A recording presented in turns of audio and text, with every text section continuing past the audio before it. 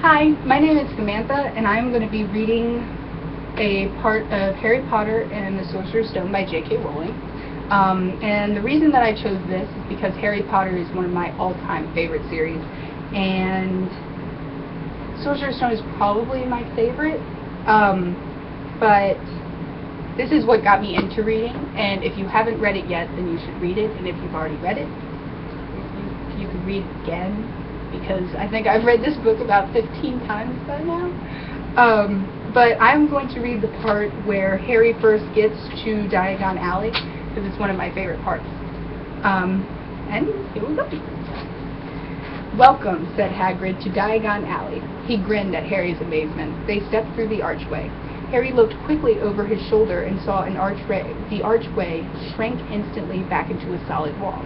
The sun shone brightly on a stack of cauldrons outside the nearest shop. Cauldrons, all sizes. Copper, brass, pewter, silver, self-stirring, collapsible, said a sign hanging over them. "Yeah, you'll be needing one," said Hagrid, "but we gotta get your money first." Harry wished he had about 8 more eyes. His head looked in every direction as they walked up the street, trying to look at everything at once. The shops, the things outside them, the people doing their shopping. A plump woman outside an apothecary was shaking her head as they passed, saying, "Dragon liver, 17 sickles an ounce. They're mad." A low, soft hooting came from a dark shop with a sign saying, "Eloc's Owl Emporium, Tawny, Screech, Barn, Brown, and Snowy." Several boys about Harry's age had their noses pressed against the window with broomsticks in it. "Look," Harry heard one of them say, "the new Nimbus 2000, fastest ever."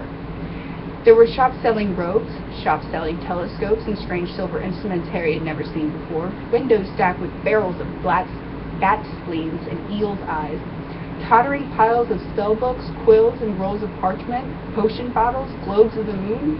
"Gringotts," Hagrid said. They had just reached the snowy white building that towered over all the little shops. Standing beside its varnished brown doors, wearing a uniform of scarlet and gold, was... "Yep, that's Goblin," said Hagrid quietly as they walked up the stone steps toward him. The Goblin was about a head shorter than Harry. He had a swarthy, clever face, a pointed beard, and, Harry noticed, very long fingers and feet.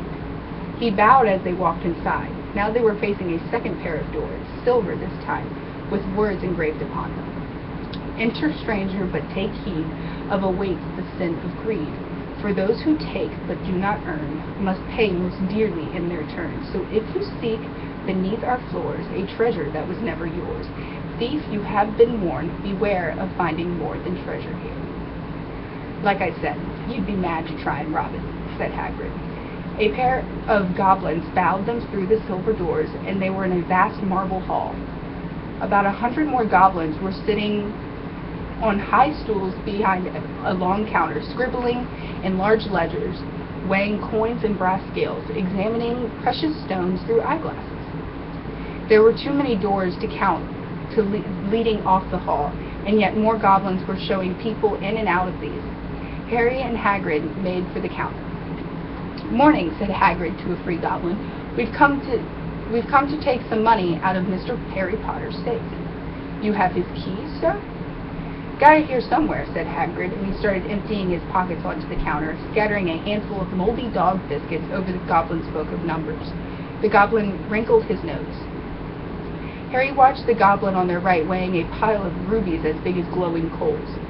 "Got it," said Hagrid at last, holding up a tiny key. The goblin looked at it closely. "That seems to be in order."